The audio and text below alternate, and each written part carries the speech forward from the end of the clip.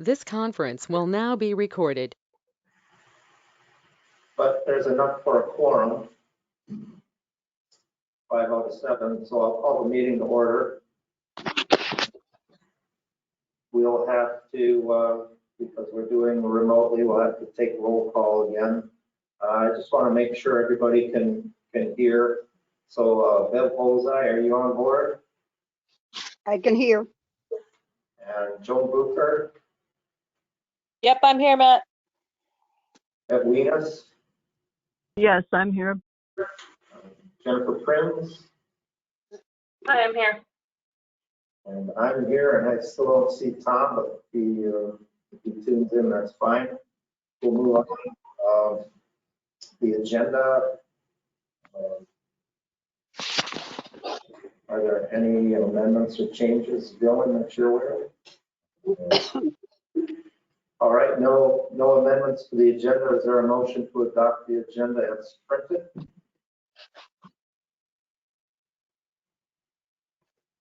So moved, Prince. Prince motion. Is there a second? I'll second it, Bev Holzai. Bullseye second. Any further discussion? Not all in favor. Roll call. Bullseye. Aye. Booker. Hi. Venus. Aye. Prince.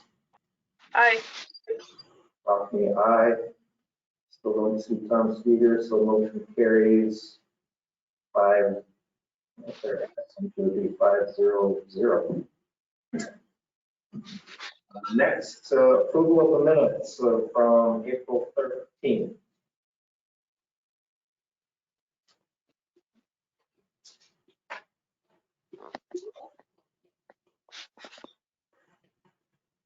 Okay, is this how you say it? I'll make a motion to accept the minutes. Is that Beth Bullseye? Yes, is that how I say it? That's how you say it. Very good. Thank you.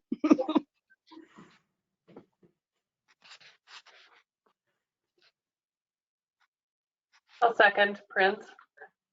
For a second, any further discussion? Not all in favor. Bullseye. Aye. Booker. Hi. Venus. Aye. Prince. Hi. Rockney, aye. Motion carries 5-0-0.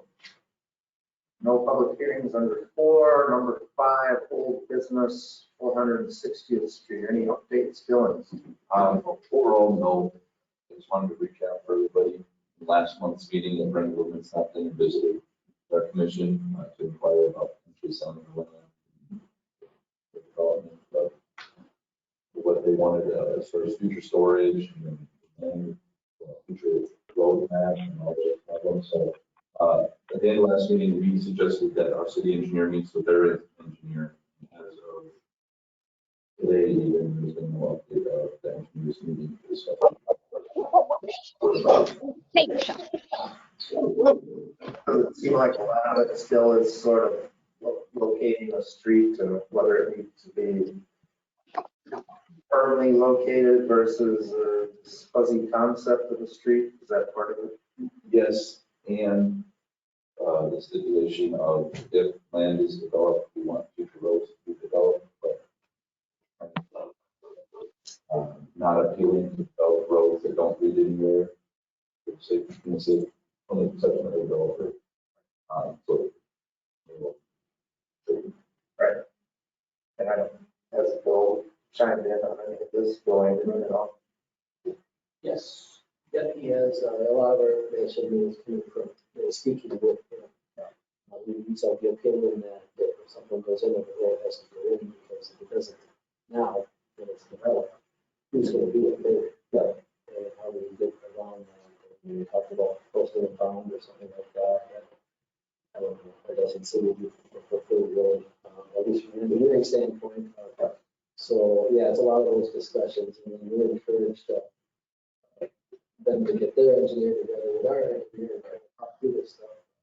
So everybody has the right understanding before purchases. So there wasn't clear for us. So, Yeah. It's a fine line. You want to be accommodating the pro-development, but at the same time, come back to bite you later if you're too sloppy. Okay, anything else on that, Dylan? Questions from a commission on that property? Okay, we'll move on to 6A, new business variance request, 700 Gulfview Avenue. Dylan, what do you have on that? So council member Tina has recently submitted a variance application for a property that she will be purchasing that we're closing on fairly soon. And the variance request comes from the need for setbacks. The rear yard is, it's a unique lot. And in the supplemental materials, new business A, there's quite a bit of them stemming from the application, the aerial photos, the site map, the rendering of what the architect drew up. As you can see, it is a very unique lot. It's the most unique one in the Highland subdivision. And because of its uniqueness, I'm looking at that setback requirements for our PUD zoning. So that's what all stems the variance application. And Tina's here today too, if anybody has questions or wants a little bit more explanation or anything of that nature. But So the requested variance is only rear yard setback, everything else fits. Yep, everything else fits. It's the 35 feet from the rear because they say it's a square lot and a regular lot. We put 3 house plans on here that are not composed to. And the property in the rear yard, that's outside the city limits, right? Is that area? Yeah. Matt, this is Matt. This is Bev, and the audio is terrible. We can hardly hear what you're saying. How about now? That's better, but the other, the new man, and we can hardly hear him. Okay, we'll try to speak closer. I don't know if it's a battery issue or what, but. Okay, so we got did you hear the discussion of the reason for the variance request? It's a rear yard setback issue with this unique lot. No, it was very garbled, but I can read, what you sent on the screen. But it's been very garbled. Okay. Anything that was said before that affected your vote? Well, the 460th Avenue we could follow, but this coming into the variance request for Gulfview has been very garbled. All right, so we've got, it's just the rear yard setback is slightly less due to the unique lot size or shape. And a request has been filed, so probably next is to schedule a public hearing, right? We have a potential date in mind, date and time. Well, so I was speaking with Todd today, if everyone can hear me, about the formality of, does it have to be at planning and zoning, the public hearing? According to your process, it does. But then I also saw today on line 8, line item 8, it says city council meeting. I know I'm sorry to bother you guys. How do I get a hold of this officer? I know there's some sections in our zoning ordinance, like, for instance, plat approval, the normal channels, planning and zoning first. Sometimes those public hearings can be combined, and I think maybe we did that on the plat on St. Paul Road recently, right?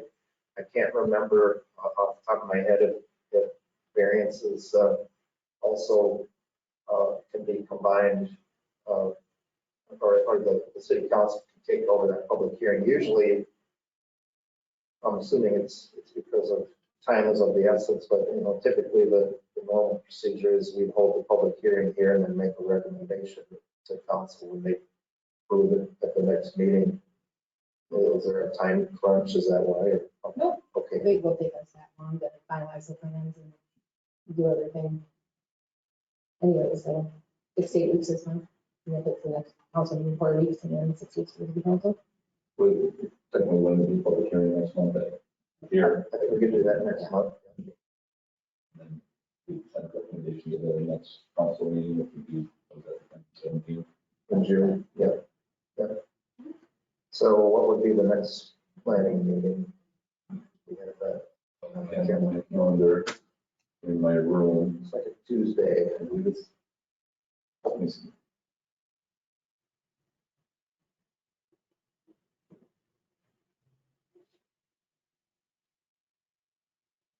Looks like the 8th, June 8th. June 8th at 6:05 or 5:35, sorry. I don't know if I've got city council on the brain. Sure. June 8th at 5:35. Anybody care to make a motion to schedule a public hearing for the variance request June 8th at 5:35 PM? I'll make a motion, Joan Booker. Is there a second? I'll second. Rockne second. Any further discussion? If not, all in favor, bullseye.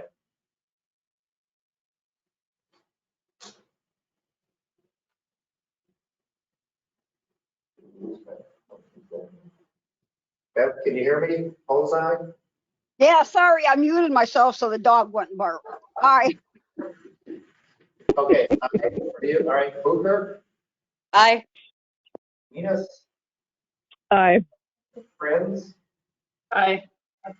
Rockne, aye, motion carries 500, so June 8th, and there'll be notices sent out.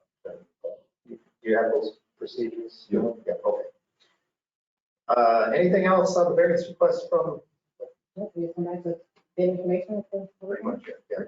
Thank you. All right. Next, decks and PUD zones under 6B. Dylan, any information on that?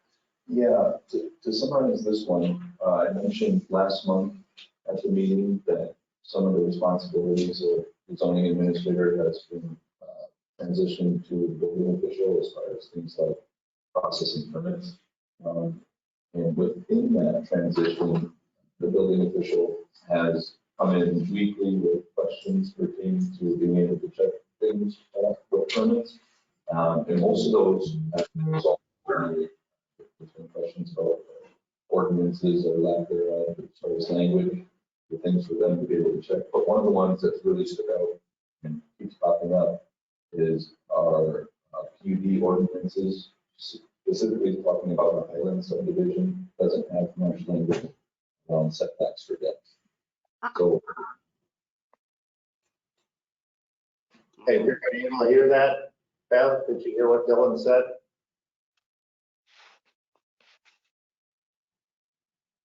It's a little tough to hear, but I don't know if that other mic across the table, if it's not being used, you can swap it out. Is it more Dylan's voice or is it everybody? It's mostly Dylan's voice, yeah. So maybe it's just with that one.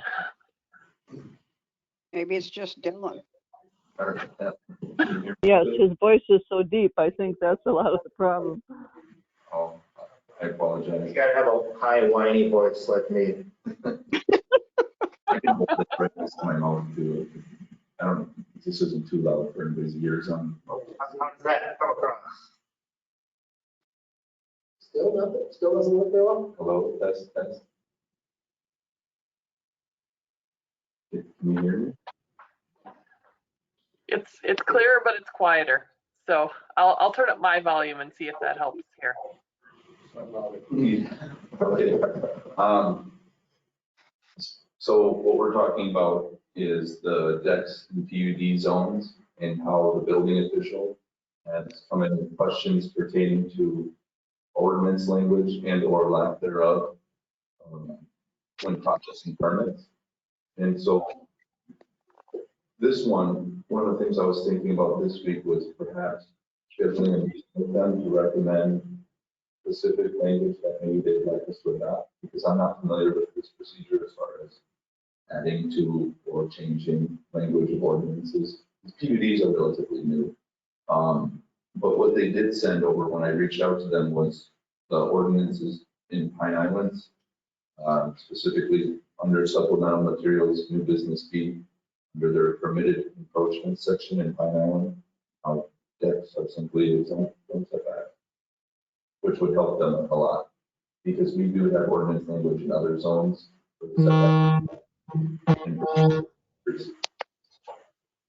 So it's strictly PUD though, and we're concerned. Stop it. Beth, is that your dog? Yeah, sorry.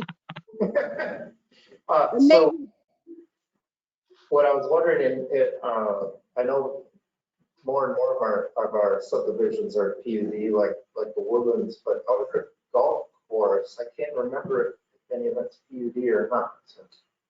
I believe it's all PUD, and it's weird because there's high density residential with the private roads too, but it's all classified in the same zoning. So that's another tricky thing about the Highland subdivision as far as what the building official has, mentioned. So a lot of times in the past, when we've done a PUD, you start with the underlying zoning district as your base, and then you can relax setbacks specifically in the I guess the PUD approval. So maybe it's simply that was an omission when the PUD was recommended. Maybe it was we approved like a reduced front yard or side yard setback, but that should be more addressed. So that I guess there's two ways to go about it. We could either amend our ordinance that says how decks are treated in every PUD, or we could amend existing PUDs and address decks now and do it on I guess a case by case basis, depending on what the developer asks for. But yeah, maybe a sit down with the inspector to pin them down a little bit more would be fine if you're willing, if you have time. I know time is difficult to free up. I agree. I think I would like to meet with them the more than thinking about it, because, even though they're process permits, we get the calls and questions about permits. And so based on the two options you gave, one of the things I'd like is universal deck language. Sure. Because, Pine Island, for example, has decks are exempt in all zones. And I mean, I can only think of it being problematic in high density residential and mobile home parks as far as decks, but for everybody else, decks are okay. I mean, not front yards, that's another thing too. So there is some more discussion, I feel like. Okay, yeah.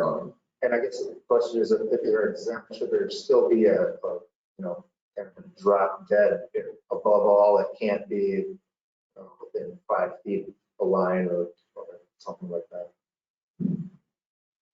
Yes, I feel like I'm recalling reading ordinances over the past 2 months now, but there is some language from whether it's side yard, backyard, front yard. Right.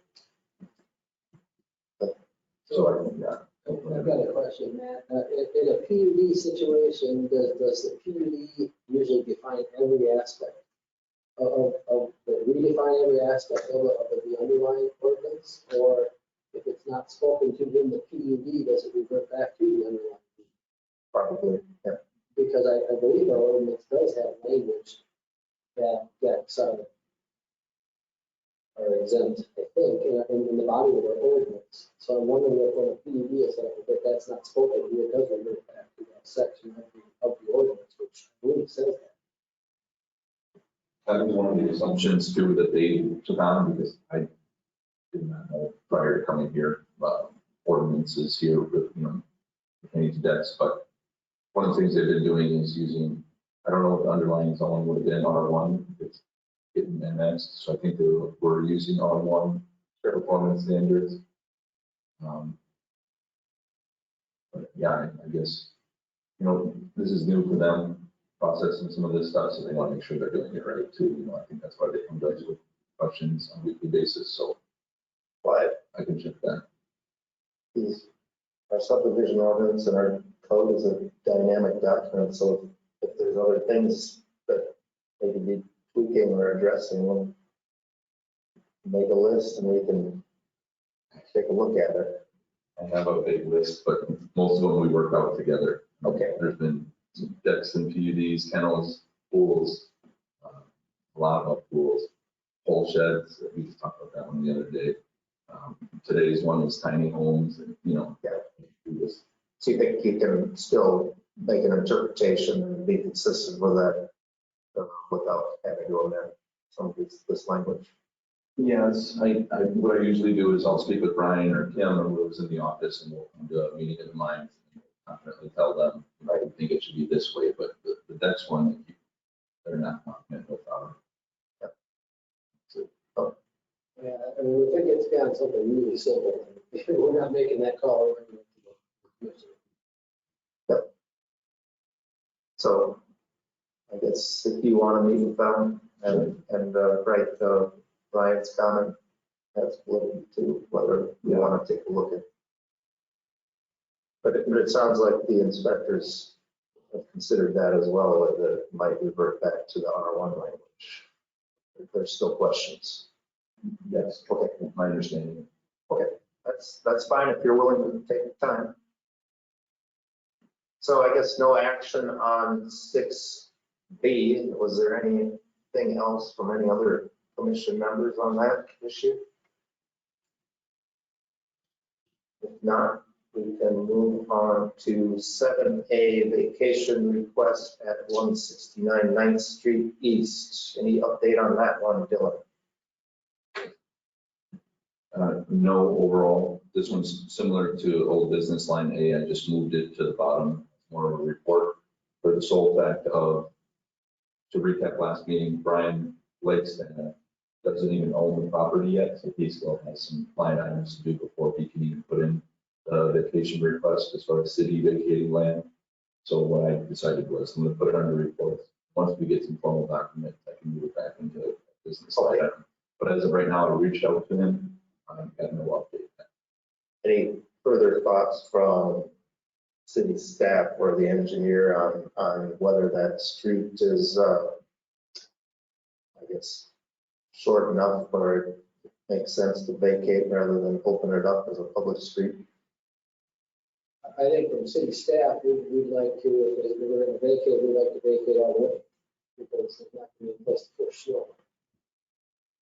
If there's a driveway there, it could still be if it's somebody's side yard, I suppose, but I think we would prefer to not have responsibility for any of that road in that case.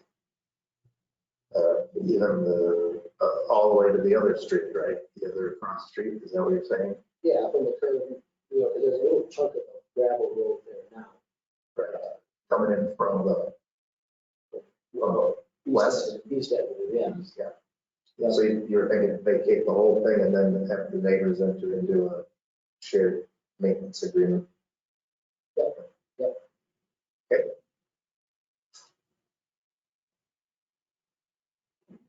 I guess we'll wait until Mr. Blockstead comes up with the information. Does any commission members have questions or concerns on 7A? All right. Then, well, it wasn't on the agenda. Maybe I should have added that as an amendment, but I did take a little closer look at the fence ordinance finally. If you remember, I've been delinquent on getting to that during tax season, but I don't know if you recall that issue, but we granted a variance on Main Street several months back because of the unique character of the lot and the steep slope, allowing a front yard fence for the property owner's dog. But the general consensus was to continue to interpret the ordinance not to allow generally fences in the front yard, and maybe tweak our ordinance to make that a little bit more clear. So I took a look at the ordinance again, and if you remember right, one of the first sentences says, no fence shall exceed 4 feet in the front yard. And then later on, it says no fence, screen, or structure which obstructs view shall be located within 30 feet of the front lot line. So we're kind of trying to reconcile those two statements. I guess I was wondering if the simple approach would be to, since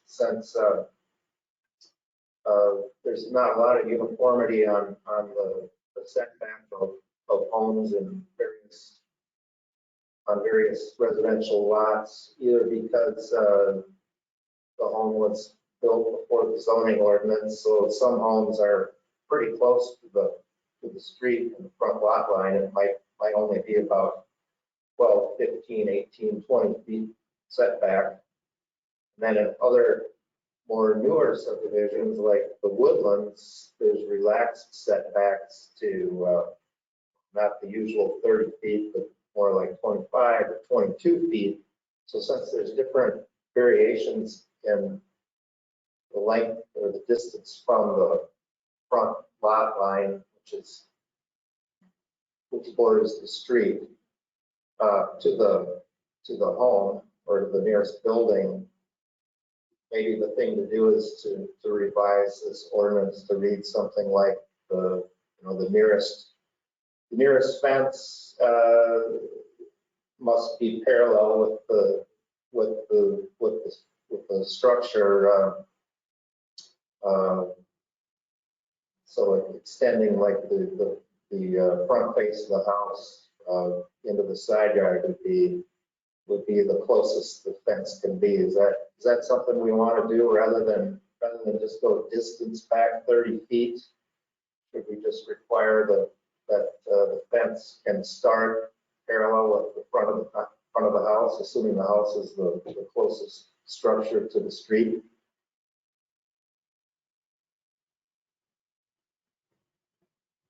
Did I make myself clear, or was that confusing? No, I think I understand. And I think that makes sense in terms of, just applicability across, all of the different situations that you already named. But I think it would also tie in with, just what it feels like in a neighborhood as well. So I think that type of approach makes a lot of sense. Okay. Anybody else have any thoughts on that?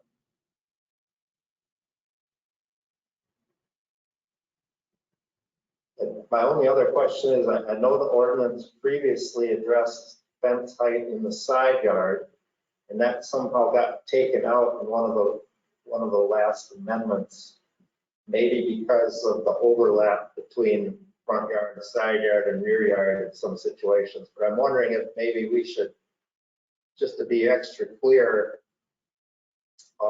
if the front yard fence, which is going to start parallel with the face of the house and extends out to the side yard, is going to be 4 feet. And then if they also want to fence in the side yard, getting back to the rear yard, along, parallel with the side of the house, should that also just be 4 feet, or would we be comfortable with that going up to 8 feet, which is allowed in the rear yard? We're allowing up to 8 feet in the rear yard and only 4 feet in the front yard. Any thoughts on that, anybody?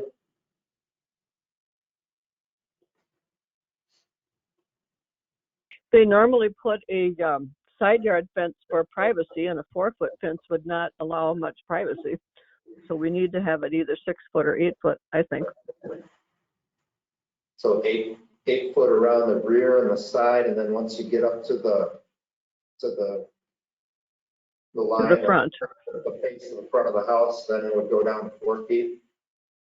I would think that would be reasonable. Correct me if I'm wrong, maybe we have to look, but I believe our ordinances say that permits are required for fences being over 7 feet. That's right. Okay. They have to apply for a permit if they want to go all the way up to 8. This is assuming not on a corner, right? Yeah, so there's a extra language that says on a corner, right now, the fence has to be 25 feet.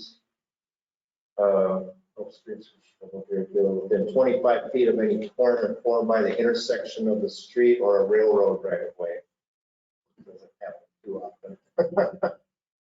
So I guess that's another question is making sure it's consistent, or whether we want to take a closer look at corners as well.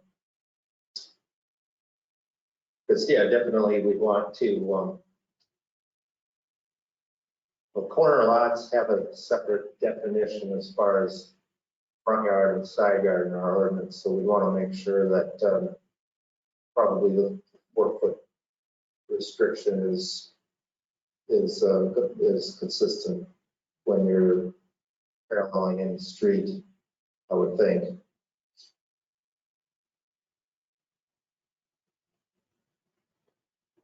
Does that make any sense? Any other thoughts, or should I take a crack at revising this for the next meeting? I have one question. Are you Yeah. saying that on like a corner lot, the side street can be how tall? That would probably stay 4 feet if it's running along a side street as well. Okay, can that be a solid fence, or does that have to be something else so that it doesn't obstruct anything? I think,